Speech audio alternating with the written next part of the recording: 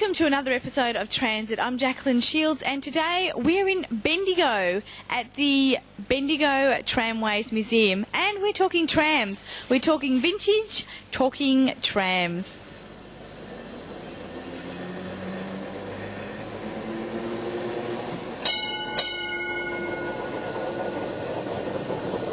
I'm joined by Dennis Bell, Tramways Superintendent, on one of the rare American Burnie trams. Dennis, how long have trams actually been in operation in Bendigo? Actually, Jacqueline, since 1890, last century, Bendigo was, of course, a thriving gold mining city in those days, and it was at the forefront of technology.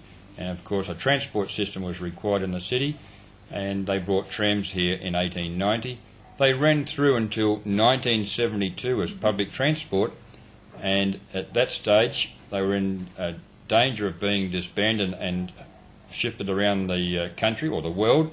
Many people were interested in our old trams, but fortunately we had a group of concerned locals who formed a non-profit body called the Bendigo Trust, and they actually managed to save all our trams. And since how many are there? There's 33 in total now, but at that time there were actually 23 in the fleet, and since 1972 until the present time, some 26 years, we've operated as a heritage tourist tramway. We're very lucky to have saved our entire collection of old trams here in Bendigo, as well as the old tram depot, which is today Australia's oldest operating tram depot remaining, and a third of our original street track system. And as I said, it's now used as a historic tour of our city. It's a 1-hour tour. You board the tram at the Central Deborah Gold Mine. You go into our tram depot and you can have a look at our old trams. Most of them are around 70 to 80 years old, and we're carrying somewhere around about 60,000 visitors to our city each year. And we'll actually be experiencing that vintage talking tram tour later on today. Yes, you certainly will. We run every day of the year excepting Christmas Day. We actually stop on Christmas Day. The staff can have a well-deserved break, but we're here virtually 24 hours a day, 7 days a week. So 2.5 trip down from Melbourne, and pop on the tram. You can't flag it down the city streets though, can you? No, although in the early days trams did run up to the railway station. Those coming by rail, of course. It's only a 2-hour trip from Spencer Street out of Melbourne to the city of Bendigo, and our trams can be caught in the city centre at the Fountain, which is only a 10-minute walk down from the railway station, so it's quite a pleasant walk straight down the street to our tram stop. Dennis, what other exciting things are happening down here with regard to the evolution of the tram in Bendigo? Well, Jacqueline, we're just putting together our cafe tram, which will be running for dinners and for luncheons, and also we'll be serving Devonshire teas on those, so you'll be able to go through the streets of the city on one of our trams enjoying a beautiful meal. Absolutely delicious. Now, when will that be up and running? Hopefully it'll be the early part of next year, in 1999.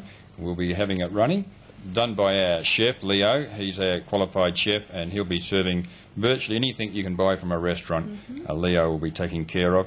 And I guess the plus for this particular cafe tram is we will be serving local wines here in Bendigo, and they're amongst some of the best. So some full-bodied reds and maybe some dry whites? Absolutely, yes, we've got it all here. Dennis, for all those tram enthusiasts out there, what's the oldest tram you've actually got in operation? Jacqueline, the oldest one we currently have in service is the old toast rack or summer car, and it was actually built in Adelaide by Duncan and Fraser in 1913 for Bendigo. It's been here its entire life. It's 85 years old and we still use it regularly. What's it called a toast rack for? Well, it resembles the old toast racks, if some of us can remember back when toast was put in a rack to keep it warm. And Sydney had very similar type trams, and they were quite famous in Sydney. Bendigo only ever had 2. We're lucky we have preserved one. The other one has gone forever.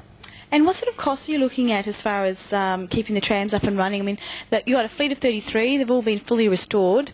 Obviously, funding for that wouldn't be insignificant. That's right. It's quite expensive to keep them all running, and we are lucky to have some spares ourselves, and other parts we've got to get made. We've got the old original patterns that were left here when the SEC closed down from running these trams in 1972, and we've had a lot of help from our friends of the PDC in Melbourne. So between everybody we managed to get through. What about with regard to overseas and the overseas interest in Australia and in the tram collection that you have? Because it is quite unique. It is, and especially the little American Bernie trams, the one that we're in now is one of those. And these were built in America in the mid-1920s. They were shipped to Australia. They served either originally in Adelaide, the Port Adelaide system, the Geelong system. A couple moved into Melbourne. But through the years, most of these rare little Bernie cars were sent to Bendigo second-hand in the late 1940s. And as a result, out of the 7 Bernie cars in Australia, we are lucky enough to have 5 of them, and we believe that's the largest collection of them anywhere in the world today. As I said, highly sought after by North American tram museums. In fact, this little red one here, number 15, we were offered $500,000 for it originally several years ago, but of course we're here to reserve our past, not to sell it off. You've managed to get out of the driver's seat, and a couple of other prominent individuals have actually taken the wheel. Yes, we've had a number of prominent people have a go at driving our old trams, and amongst those, of course, has been a Prime Minister. We have the Minister of Transport when he comes up from Melbourne on business in Bendigo. Whenever he gets a chance, he comes up and has a refresher course on our trams, especially Alan Brown and now his predecessor, Rowan Cooper. They're very good friends of ours, and they often drop in to have a chat, and of course they always like to do a refresher course while they're here. Do you tend to have a lot of celebrations on the trams with regard to parties and weddings and things like that? We do have a lot of celebrations. We have birthday parties, we have hens nights. We draw the line at pub crawls. We don't do those, but we do a lot of other We don't things. drink and drive. It's probably not a bad option. No, because pub crawls could be a little bit dangerous for our patrons, so we don't want anything to happen to them. But they have a jolly good time. We do have the Champagne evening tram tours as we currently have now. So what could you look forward to on a Champagne evening tram tour? Sounds divine. Well, they have nibblies and champagnes and singing and dancing and you name it, they do it. Makes it a very exciting and interesting trip. Fantastic. Well, thanks very much, Dennis. And maybe it's about time we experienced the pleasures of the vintage talking tram tour. And then in 1903, electric trams commenced running, and they've been running here ever since. Trams ceased running as a passenger service in 1972. I'm now joined by Stephen Kirkpatrick, who is the tram driver, none other than number 6, the tramways. That's right, number 6. And how did you actually fall into driving trams? Did you see it as your mission in life, maybe? Well, it's something. It's a hankering I had, I suppose, since I was about 10. Some people like to do, perhaps want to be firemen or policemen. I wanted to be a tram driver. So you never wanted to drive a truck? Oh, no, I didn't want to drive a truck. I got into medicine when I left school, but I didn't find that challenging enough. So, but the university, fully understandable. Yeah, oh, that's right. And so the university they had running a course for tram driving, so I enrolled. Only in Bendigo? Oh, in Bendigo, yeah. And so I enrolled in that. I didn't think I'd get in. Well, I mean, there's only so many places, very limited. Well, that's right. But I was fortunate. I got in. I did my degree. How long did that take? No, it takes some people, 5 or 6 years. I did it in about But you? 3 years, night school as well. And then I did a master's. And now you teach, I believe, actually. Sometimes I teach, yeah. Of course, it's a much coveted course.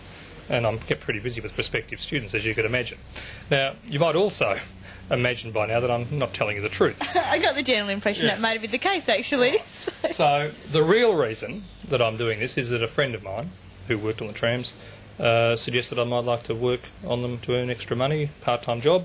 So I've been on the trams now about 16 or 17 years. But now it'd probably be a case of for love, not money.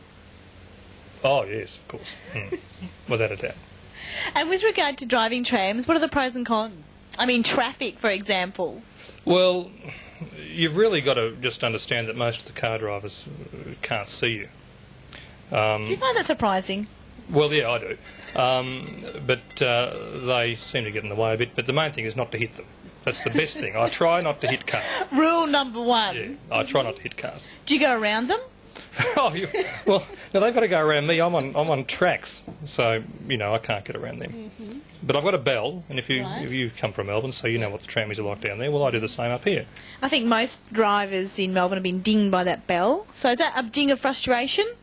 Yeah, sometimes, or a bit of road rage, I suppose. Oh, you have tram rage? Oh, yes, you have tram rage. I haven't got out yet and boofed anybody, but, the bell's enough. I take my frustration out in the bell. Now, during this course that you took part in, how do you school people against tram range? Any tips? Well, I Maybe actually you've got some tips for tram drivers in Melbourne because there's a lot more traffic. Well, that's right. I suppose one of the things which I thought was quite good in the early days was to ingest a small quantity of alcohol prior to going out on the trams, but now they've made it 00. So, yeah, it's a bit difficult now. So you've just got to ingest after you knock off. And do you see a healthy future for tram drivers in Bendigo as far as this is a tourism attraction? Well, I'll give you a serious answer now, if you like. Yeah, well, the trams... Serious answer number one coming up.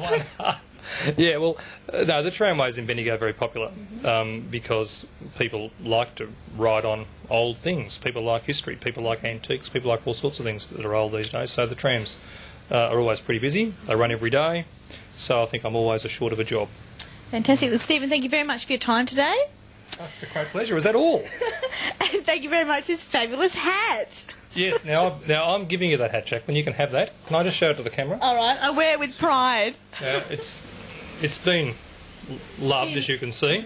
Well worn. But I'm happy to present that to you and wear that around in Melbourne and whatever. And you can have that, okay? And you can have my coat as well. I'm not going to say no. In direct contrast to his hard-working, hard-living aspect of Bendigo's life, Cornish miners... We're now in the cafe at the Central Deborah Gold Mine, where we can enjoy one of Bendigo's world-famous cappuccinos. Highly recommended, Stephen? Highly recommended. World famous. So you're going to be leaving us here, and we hope that you'll be able to make it down to Bendigo, just 2.5 hours out of Melbourne, to enjoy the delights of the Tramways vintage talking tram. And you're going to shout me a coffee, one of these world-famous cappuccinos. I am indeed. Now, just before I do, you'll notice that Jacqueline's not only got my hat, and she's got my coat as well. Next thing she'll have my pants. But I don't think so. I'll go to order the cappuccino now. Thanks very much, Stephen.